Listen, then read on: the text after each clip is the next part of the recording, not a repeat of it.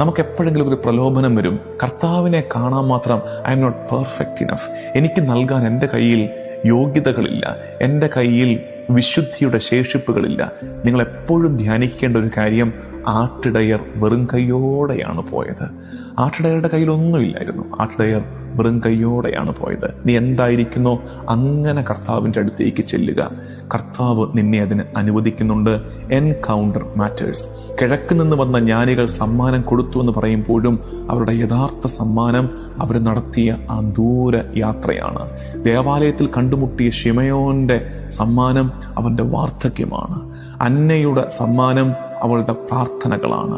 പിന്നീട് ഈശോയുടെ ജീവിതയാത്രയിൽ കാണാൻ വരുന്ന കുഞ്ഞുങ്ങളുടെ അവർ ഓഫർ ചെയ്യുന്ന സമ്മാനം അവരുടെ അത്ഭുതമാണ്.